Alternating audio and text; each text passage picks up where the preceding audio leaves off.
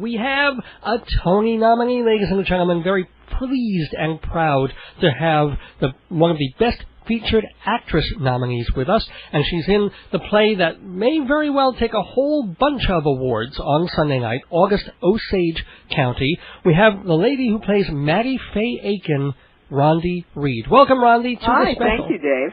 So congratulations, Thanks so first much. of all. And so, basically, if you look at your resume, the huge chunk of it, yes, you've done a bit of Broadway, but Chicago and Steppenwolf Theatre is where you got your start. Is it true that you've done about 60 shows there? I have. I've done about 60 plays. I call myself the crone of Steppenwolf, the elder stateswoman of Steppenwolf. Originally, they had asked me to join the company, and I went off with my boyfriend. I said, no, but I'll come back. And 4 years later, they invited me in, and so it was like in 1979-80. And, I've been working there ever since with the little forays out to Hollywood and into New York and here and there, but the majority of the time was spent working at Steppenwolf, And one of the cool things, I guess, is that you were able to make a livable, sustainable career working in Chicago theater and not necessarily having to have, day jobs or... Right. I mean, I think that was something that happened. When Steppenwolf first started out, of course, they all had day jobs. Laurie Metcalf was a secretary, and John Malkovich worked in an office supply store, and, everybody had their various sundry jobs that they had to do. Once we moved into the city proper, we began to pay our people, and then we had a couple of shows that sort of put us on the map, and then we gradually increased our salary, and, it was something that really sort of got built from the ground up, and now we've been in existence now, for quite a number of years, over 30 years, and so it's a rather large arts not-for-profit institution. And one of the cool things is, of course, now with your having a Tony nomination and in such a high-profile role in such a high-profile Pulitzer-winning show, you're getting the name recognition that in some ways alluded to you, say, 20 years ago when some of the folks that you mentioned, the Metcalfs and the Malkoviches and the Sinises. But this is a very cool quote from Performing, the Chicago newspaper, from 2 years ago, where you said, "I remember having an epiphany. It was when all our bigger stars were getting noticed, and I wouldn't even get a mention in a review. I was getting so frustrated and so upset, but there came a point when I thought, I gotta get over this ego thing and do my work. Clearly, if my work was better, I might get noticed. And that was a big turning point, and I lost a certain amount of self-consciousness. I began to take bigger risks, and I began to work harder." Still true, I assume. Yes, it is still true. And it worked. Look at that. Yeah. It's surprising, but it does.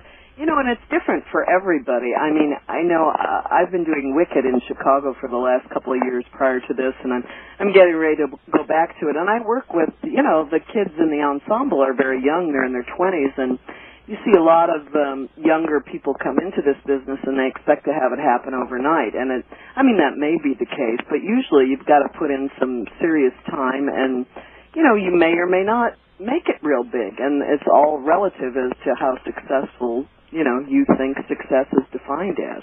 Well, I think it's an interesting thing that you mentioned that you're going back into Wicked at some point in Chicago, or is it the tour, or is it specifically the sit-down? No, it's a production that's been there it's going into its third year, and I initially opened it and ran it. I was in it for 2 years. And then the producer, David Stone, who is responsible for all of the Wickeds, said, we like to shake things up creatively and give people a little break and switch people in and out, and so we're going to put you on a little bit of a hiatus. And I was able to do this play at Steppenwolf with Tracy, and then I was ready to come back to Wicked, and David had seen the play. He said, this play is going to go to New York, and I think you need to go with it. It's very important. He said, we'll do whatever we need to do to make it work.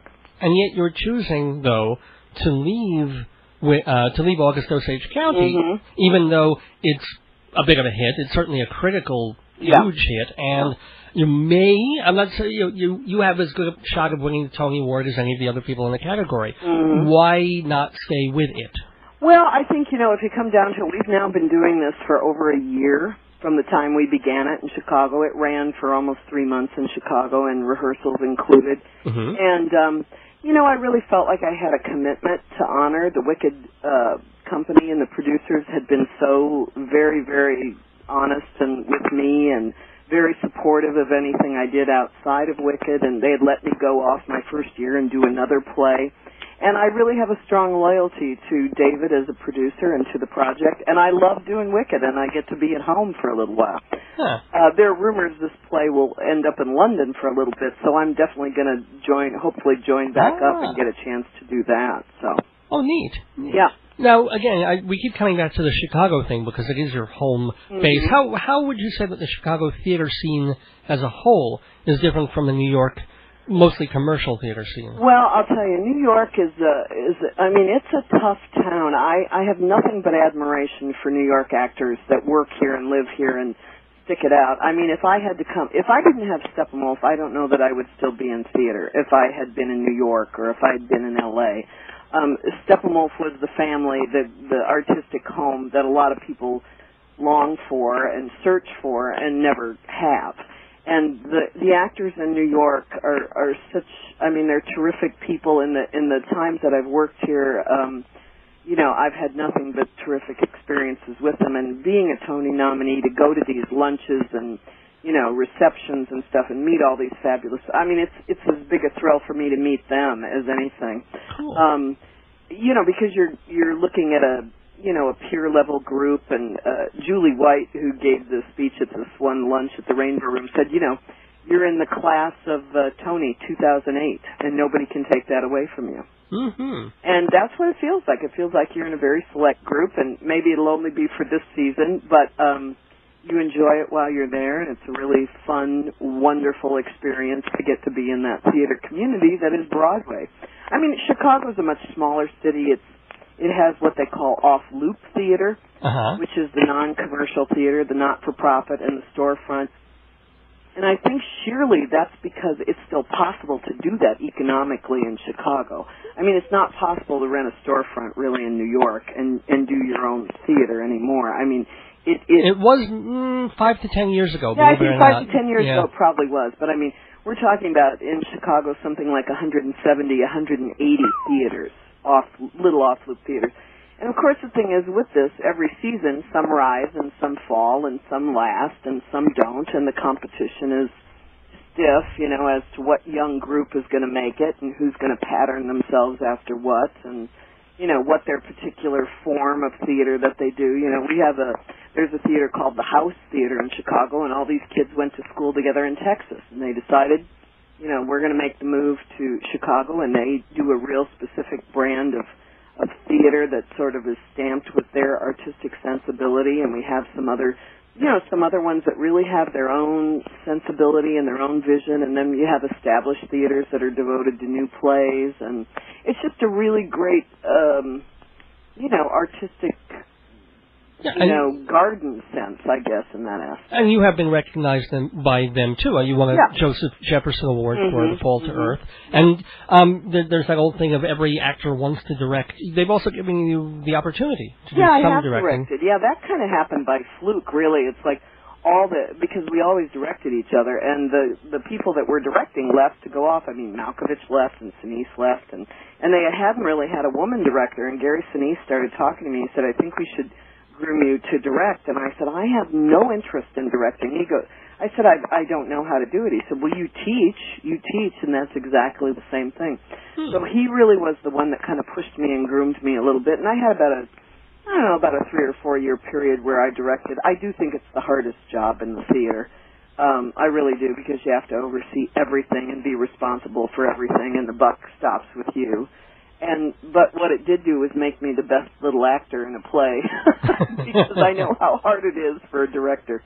It takes a certain vision. Amy Morton's a terrific director who's also one of the leads in our show, and I think she really has a great objective eye, and I think I'm probably a better acting coach than a director, but Amy really knows how to approach telling the story and making all the elements right, and Anna Shapiro as well as a director, but she was trained as a director, but Amy is, I think, one of our strongest actor-director. Well, you've received a pretty great compliment for your acting from the artistic director of Steppenwolf, Martha Levy, who has said of you, Rondi Reed, the beautiful, irreplaceable quality about Rondi is a sense of emotional connectedness and truth. She's very unfettered in her performances. Not every actor has this. She does not protect her vanity, and that takes incredible courage. Mm-hmm. Kind of not. You're just like, oh, yeah, sure. Well, but you know what that means is she doesn't care what she looks like or sounds like or how ugly it may appear. I mean, and that goes back to my saying there came a point in my work where I realized I had lost my self-consciousness, and that was a huge thing because, you know, an actor, you always like, oh, how do I look? How do I sound? Do the audience like me? Is this dramatic? What am I doing? And once I lost all that junk, and I was able to sort of open myself up to that and use myself a lot more, I think I got better. I mean, but it's an ongoing process, and for young actors, that's hard because at times they don't always know exactly who they are as a person.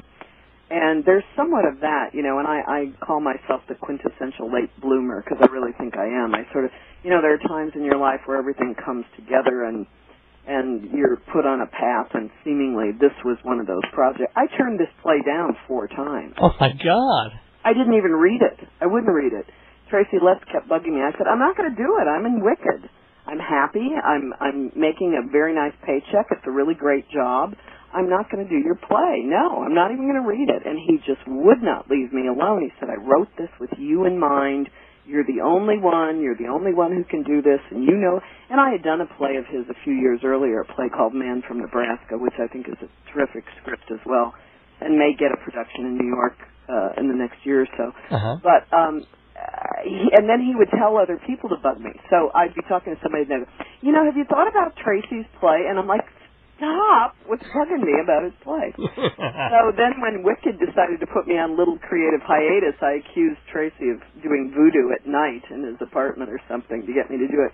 But I've learned over the years, too, that you think you know what you're doing, but there's a bigger plan ahead for you. You just need to get out of the way. Well, I'm glad whatever you had to do brought you, and that the 5th time, I guess, was the charm. And yeah. you chose to do August Osage it. County. And everybody, please go see August Osage County. It's a really fine play, and see the really fine performance of Rondi Reed while you still can. How long are you in the show? Oh, I'm only in it for a few more days. Oh, my God. Everybody, next week, go see August Osage County. But, you know, it's a terrific play regardless. I mean, there's going to be some replacements in the cast. But I have to tell you, the strength of the writing, the strength of the story, and our audiences here from all over the New York area and all across the country that have come in have commented on the strength of the play and what an incredible evening in the theater it is. And, you know, it's an old-fashioned 3-act, you know, very intense drama that's very funny as well and really kind of speaks to what's going on, I think, in the family and in the world that we're living in today. Well, thank you, Rondi, for speaking with us about Okay, your my world. dear. Thanks so much, Dave. A pleasure. Uh-huh. And Bye-bye. best of luck. Bye-bye now.